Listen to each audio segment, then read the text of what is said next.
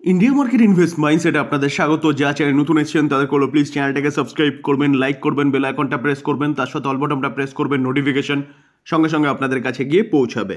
Nifty 50 দেখুন, নিফটিকে দেখলে দেখাবে আজকের দিনে নিফটি 2%-এর ওপরে ক্লোজিং দিয়েছে। যেখানে নিফটি ওপেন হয়েছে সেখানে কিন্তু নিফটি ফ্ল্যাটই ছিল। তো আজকের দিনে একটা ব্রেকিং নিউজ ডিক্লেয়ার হওয়ার কথা ছিল এবং সেই ব্রেকিং নিউজটা চলে এসছে, যার ইম্প্যাক্ট কিন্তু আমরা গতকালকে দেখতে পারবো, আগামীকালকে দেখতে পারবো।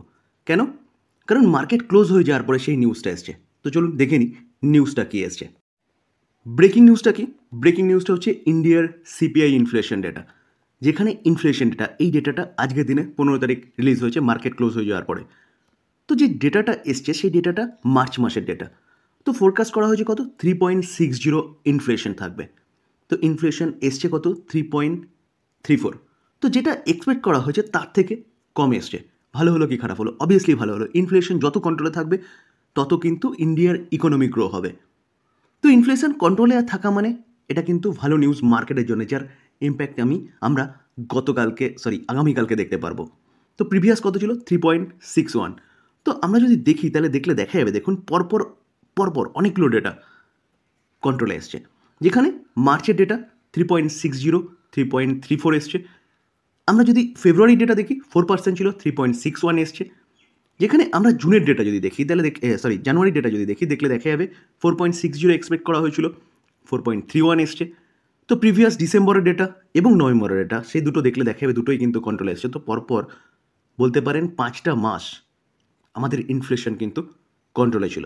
তো এটা কিন্তু আমাদের ইকোনমির জন্য ভালো এবং আমাদের যে রেট কাট করছে আরবিআই তার জন্য ভালো। আর রেট কাট করা মানে আমি অনেকবার আপনাদের সাথে আলোচনা করেছি যে রেট কাট করা মানে যে লিকুইডিটি মার্কেটে বাড়া, ইন্টারেস্ট রেট কমা, এফডির ইন্টারেস্ট রেট কমা। তো এফডির ইন্টারেস্ট রেট বা সেভিংস অ্যাকাউন্টে আজকে একটা নিউজ নিয়ে আলোচনা করেছিলাম, যেখানে এইচডিএফসি ব্যাঙ্ক তার সেভিংস অ্যাকাউন্টের যে ইন্টারেস্ট রেট সেটাকে কমিয়েছে 25 বেসিস পয়েন্ট। তো এইভাবে ইন্টারেস্ট ব্যাংকের কমলে সেই টাকাটা কিন্তু ব্যাংক থেকে উঠে আবার মার্কেটে আসবে। তো এই গেল রেট কাট হওয়ার একটা ভালো দিক। এবং তার পাশাপাশি রেট কাটের সঙ্গে সঙ্গে কিন্তু লোন সস্তা হয়। আর লোন সস্তা হয় মানে তখন গাড়ি বাড়ির স্বপ্ন পূরণ করে, তো মার্কেটে লিকুইডিটি বাড়ে। বা বলতে পারেন যখন লোন সস্তা হয় তখন কিন্তু লোন নিয়ে অনেকে মার্কেটে ইনভেস্টমেন্ট করে, যেটা করা উচিত না, অনেকে করে তার স্ট্র্যাটেজি অনুযায়ী। তো এইভাবে মার্কেটে ভলিউম বাড়ে, তো মার্কেটের জন্য ভালো। তো ইনফ্লেশন যত কন্ট্রোলে থাকবে সেটা কিন্তু আমাদের ইকোনমির জন্য ভালো, যেখানে এই ডেটাটা খুব ভালো এসছে বলতে পারেন। যেখানে ডাব্লিউপিআই অর্থাৎ হোলসেল প্রাইস ইন্ডেক্স, তো সেই ডেটাটা যেটা এসছে সেটা কিন্তু যথেষ্ট ভালো এসছে। 2% মার্চ 2025-এ বলছে ডাউন ফ্রম 2.38 ইন ফেব্রুয়ারি। তো ফেব্রুয়ারিতে 2.38% ছিল, সেখান থেকে কিন্তু ডাব্লিউপিআই অর্থাৎ হোলসেল প্রাইস ইন্ডেক্স সেটা কিন্তু আরও কমেছে। আমরা যদি ফুড ইনফ্লেশন ডেটা দেখি তাহলে ফুড ইনফ্লেশন ডেটা দেখলে দেখা যাবে 1.57 মার্চে ফ্রম 3.38। তো 3.38 ছিল ফুড ইনফ্লেশন, সেটা 1.57 এসছে। তো ফুড ইনফ্লেশন অনেকটা কন্ট্রোলে এসছে ফেব্রুয়ারির তুলনায়। এক কথায় বলতে গেলে ইনফ্লেশন যথেষ্ট ভালো কন্ট্রোলে চলে এসছে। তো যার ইম্প্যাক্ট আমি প্রথমেই বলেছিলাম আগামীকাল দেখা যাবে মার্কেটে। ইনফোএজ কোম্পানিটাকে দেখলে দেখাবে, দেখুন আজকের দিনে এই কোম্পানিটা 3% মতন, অ্যাপ্রক্সিমেট 3% মতন একটা ভালো আপসাইড মুভমেন্ট দেখিয়েছে, যেখানে এই কোম্পানিটাকে নিয়ে কিন্তু একটা ভালো নিউজ পাওয়া যাচ্ছে। তো চলুন দেখে নিই নিউজ কী পাওয়া যাচ্ছে। ইনফোএজ এই কোম্পানিটা 1:5 স্প্লিট ডিক্লেয়ার করেছিল। 1:5 মানে যার কাছে একটা শেয়ার আছে সে 5টা শেয়ার পেতে চলেছে, তার জন্যই বলা হচ্ছে 1:5। তো কোম্পানি তার রেকর্ড ডেট ডিক্লেয়ার করেছে, অর্থাৎ 7ই মে। যেখানে রেকর্ড ডেট মানে কি, যে 7ই মে পর্যন্ত যারা এই কোম্পানিটা হোল্ড করছেন, অর্থাৎ যাদের কাছে আছে এবং তারা যদি 7ই মে পর্যন্ত হোল্ড করেন তাহলে 1:5 রেশিওতে তারা কিন্তু স্প্লিটটা আনন্দ নিতে পারবেন। এবং যারা ভাবছেন বাই করবেন তারা কিন্তু 6ই মের আগে বাই করতে হবে, তাহলে 1:5 স্প্লিটটা উপভোগ করতে পারবেন। তো এবার কথা হচ্ছে, কোম্পানি স্প্লিট দিচ্ছে মানেই বাই করব? একদম নয়। আগে কোম্পানি কাজ কি করে, কোম্পানি যে কাজটা করে সেই কাজের ফিউচার ওরিয়েন্টেড নাকি, এগুলো সব কিন্তু আপনাকে আগে দেখতে হবে, তারপরে গিয়ে কোম্পানি নিয়ে চিন্তাভাবনা করতে হবে। কারণ আমরা লং টার্ম ইনভেস্টার, লং টার্মের জন্য হোল্ড করতে গেলে কিন্তু আগে অবশ্যই কোম্পানি কাজ কী করে এবং সেই কাজের দম আছে নাকি সেটা কিন্তু আগে আপনাকে জানতে হবে।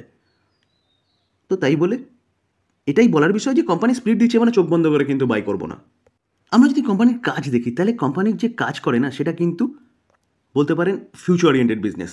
Naukri.com এই কোম্পানির আন্ডারে 99acres.com রিয়েল এস্টেটের বিজনেস, এটাও কিন্তু এই কোম্পানির আন্ডারে, যেখানে Naukri.com অনলাইন রিক্রুটমেন্টের প্রক্রিয়া চালায়। জীবনসাথী.com যেখানে অনলাইন ম্যাট্রিমোনিয়াল কাজ করে। তো এইভাবে দেখলে দেখা যাবে কোম্পানিটা কিন্তু যা কাজ করছে সেটা কিন্তু অনলাইন বেসিস এবং এই কাজ ভবিষ্যতে চলবে। তার পাশাপাশি Shiksha.com অনলাইন এডুকেশনের কাজও কিন্তু এই কোম্পানিটা করে। তবে একটা জিনিস মাথায় রাখতে হবে স্যার, আমরা যদি নেট প্রফিট দেখুন 1418, সেটা 12,800, সেটা নেগেটিভ চলে গেছিলো 23-এ, তারপরে 595, 720। তো কোম্পানির প্রথমত দেখতে হবে যে 12,800টা কেন হয়েছিল, কারণ কোম্পানির কি আদার্স ইনকাম হয়েছিল। দেখুন আদার্স ইনকাম, সেখান থেকে কোম্পানি কিন্তু যথেষ্ট ভালো প্রফিট আর্ট করেছিল এবং তার আগেও এটা আদার্স ইনকাম। তো এই দুটো কবেকার, এই দুটো দেখলে দেখা যাবে দেখুন মার্চ 22, মার্চ 21, কারণ সেই সময় কোভিডের প্রভাব ছিল এবং বিজনেস খুব ভালো হচ্ছিল অনলাইন বেসিস। তারপরে কোম্পানি নেগেটিভ চলে গেছিলো কারণ কোভিডের প্রভাব কমে গেছিলো, তারপরে কোম্পানি আবার কিন্তু কামব্যাক করছে। এটা মাথায় রাখতে হবে স্যার। যেখানে আমরা যদি সেলস গ্রোথ দেখলে দেখা যাবে 10 বছরে 16%, 5 বছরে 17%, 3 বছরে 31%, কারেন্ট ইয়ারে 11%, এবং প্রফিট গ্রোথ 25, 50, 61, 200। তো প্রফিট গ্রোথ কন্টিনিউয়াসলি বাড়ছে, সেলস গ্রোথ কন্টিনিউয়াসলি বাড়ছে। স্টক সিএজিআর গ্রোথ দেখলে দেখা যাবে 10 বছরে 23%, 5 বছরে 23%, 3 বছরে 11%, কারেন্ট ইয়ারে 12%। তো প্রফিট গ্রোথ অর্থাৎ স্টক সিএজিআর গ্রোথ সেটা কিন্তু কিছুটা কমেছে।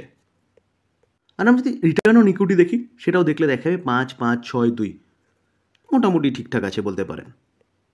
আমরা যদি শেয়ার হোল্ডিং প্যাটার্ন দেখি তাহলে ডিসেম্বর 2024 প্রমোটার কত 37% স্টেক হোল্ড করছে, foreign institution investor 32%, domestic institution investor 18%। তো প্রমোটারের পরে ফরেন ইনস্টিটিউশন ইনভেস্টার এবং ডোমেস্টিক ইনস্টিটিউশন ইনভেস্টার দুজনে মিলে কিন্তু অ্যাপ্রক্সিমেট 51%-এর উপরে স্টেক হোল্ড করছে। কেন হোল্ড করছে? কোম্পানির বিজনেস। যেখানে পাবলিককে দেখলে দেখা যাবে পাবলিক 10.35%, গভর্নমেন্ট আছে 0.66% এবং আদার্স আছে 0.16%। তো শেয়ার হোল্ডিং প্যাটার্ন কিন্তু ঠিকঠাক আছে। স্যার ছোট্ট করে আলোচনা করার চেষ্টা করলাম, যেখানে হয়তো আপনাকে কিছুটা হেল্প করবে, তাই বলে কিন্তু এটাকে বাই রেকমেন্ডেশন হিসেবে দিচ্ছি না বা বাইয়ের কথা বলছি না। কোম্পানি স্প্লিট ডিক্লেয়ার করেছে 1:5, তার রেকর্ড ডেট দিয়ে দিয়েছে। এবার চিন্তা ভাবনা আপনি কি করবেন, ভালো মতন অ্যানালাইসিস করবেন, আপনি আপনার ফাইন্যান্সিয়াল অ্যাডভাইজারের সাথে কথা বলে নিয়ে তারপর বাই করার কথা চিন্তা ভাবনা করবেন। বাজাজ হাউজিং ফাইন্যান্স সেগমেন্টে কিন্তু একটা দিগ্গজ কোম্পানি, বাজাজ গ্রুপের কোম্পানি এবং বাজাজ ফাইন্যান্সের সাবসিডিয়ারি। কোম্পানিটাকে দেখলে দেখাবে দেখুন আজকের দিনে কোম্পানিটা 4% মতন একটা ভালো আফসাইড মুভমেন্ট দেখাচ্ছে। আজকের দিনে ভালো মুভমেন্ট দেখানোর পিছনে কারণ কি? কারণ বলছেন লকিং পিরিয়ড। প্রতি কটা আইপিওর একটা নির্দিষ্ট লকিং পিরিয়ড থাকে ইনস্টিটিউশনাল ইনভেস্টারদের জন্য। সেই লকিং পিরিয়ড 1 ইয়ার লকিং পিরিয়ডের আজকে এক্সপায়ারি ছিল। সাধারণত দেখা যায় কি লকিং পিরিয়ড উঠে গেলে কোম্পানির মধ্যে একটা গিরাফট দেখা যায়, কারণ যারা লকিং পিরিয়ডের আন্ডারে থাকে তারা কিন্তু সেল করে দেয়। তো এই কোম্পানির ক্ষেত্রে উল্টো দেখা গেছে, যেখানে কিছু সংখ্যক শেয়ার সেল হয়েছে ঠিকই, সেলের থেকে বায়ারের সংখ্যা বেশি, তার জন্য এই কোম্পানিটার মধ্যে একটা ভালো মুভমেন্ট দেখা গেছে। দেখুন আজকের দিনেই 1 year share holder locking period end today. দেখুন লকিং পিরিয়ড উঠে যাওয়াতেই 500 করোড় শেয়ার ফ্রি সেই জন্য ট্রেডের জন্য, তার জন্য কিন্তু কোম্পানিটার মধ্যে এতটা ভালো একটা মুভমেন্ট দেখা গেছে। স্যার ডিসক্লেমার দিয়ে রাখি, এই ভিডিওতে যেসব কোম্পানিগুলো নিয়ে আলোচনা করলাম সেসব কোম্পানিগুলোর সম্বন্ধে ভালো নিউজ পাওয়া যাচ্ছে, তার জন্য আলোচনা করলাম, জাস্ট লার্নিং পারপাস। এটাকে কেউ বাই রেকমেন্ডেশন হিসেবে নেবেন না। আলোচনা এই পর্যন্তই। যদি আলোচনা ভালো লাগে, যা চাই নতুন এসেছেন তাদেরগুলো প্লিজ চ্যানেলটাকে সাবস্ক্রাইব করবেন, লাইক করবেন, বেল আইকনটা প্রেস করবেন, তার সাথে অল বাটনটা প্রেস করবেন, নোটিফিকেশন সঙ্গে সঙ্গে আপনাদের কাছে গিয়ে পৌঁছাবে। থ্যাংক ইউ, ভালো থাকবেন।